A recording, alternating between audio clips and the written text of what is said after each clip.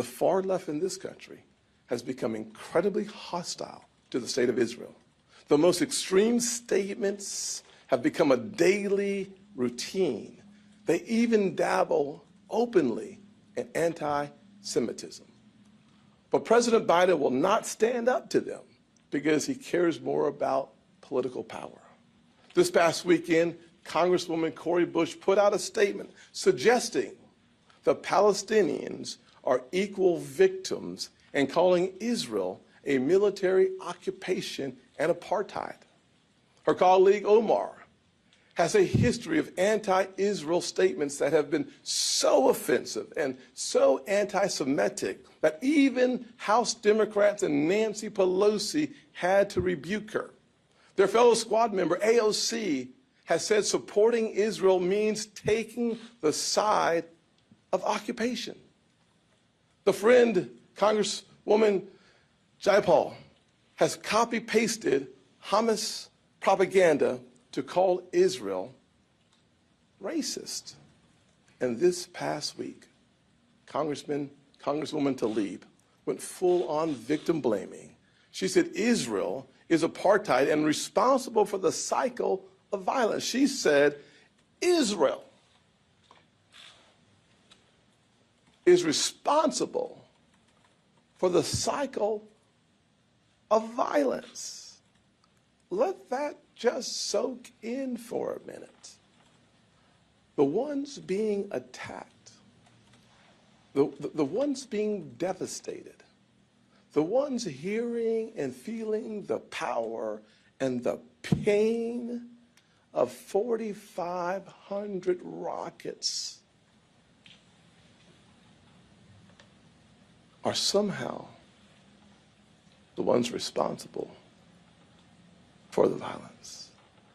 As we speak, she continues to fly the Palestinian flag in the taxpayer-funded hallway outside of her office. These same people support the anti-Semitic BDS.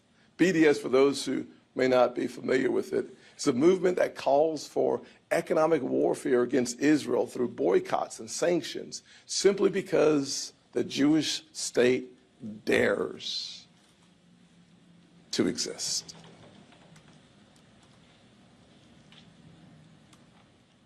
And several of them put those bigoted boycotts into practice themselves just a few months ago.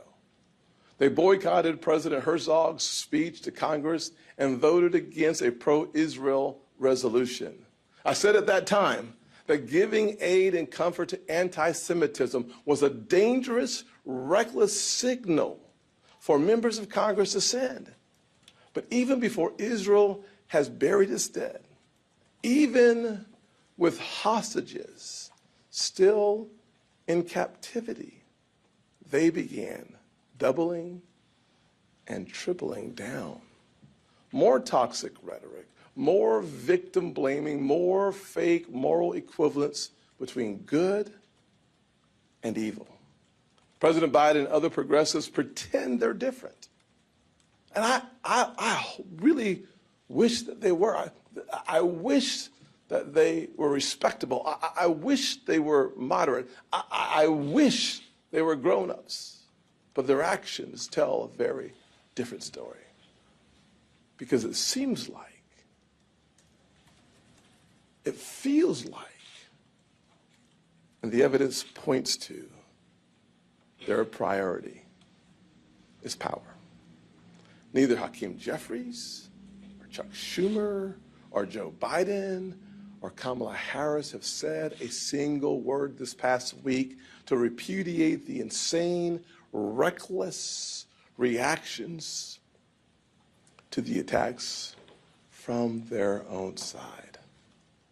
We've seen the DSA socialists and far-left activists pour into the streets of New York and Chicago to praise the terrorists and insult Israel. Mass demonstrations taking the terrorist side. And radical student groups at our elite universities are putting out despicable statements taking the side of the killers. We are talking about Americans celebrating terrorism, celebrating the killings and the kidnappings, calling for the eradication of Israel from the river to the sea. These are the same groups that put the squad in Congress, the same people who decide Democrat primary elections. Several of the representatives I just named are members of the DSA themselves. Where are the repudiations? Where are the primary challenges? Why will neither Joe Biden or Kamala Harris say a single thing about any of this? Because it's about power, and they'll do anything to hang on to their power. They will weaponize race and class here at home.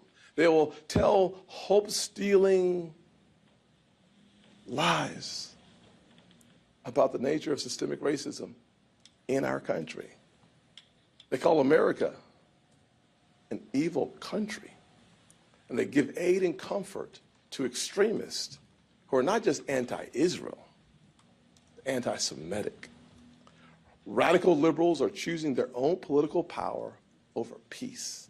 They would rather invite attacks on our allies than stand up to the fringe elements within their party. This is not all Democrats. This is not all Democrats. This is a radical, extreme element that refuse to stand up to their own party. It is cowardice that makes them complicit, and it has to stop. We need to eliminate racist, socialist, anti-Semitic DSA from American politics. If the DSA and their friends are going to behave like a hate group, we should treat them like a hate group. And we should stop pretending it's normal or okay that the most famous, most prominent House Democrats in the country are joined at the hip with the DSA. Every member of the squad should either quit the DSA and repudiate the people who are cheering on deadly terrorism, or they should be expelled from Congress.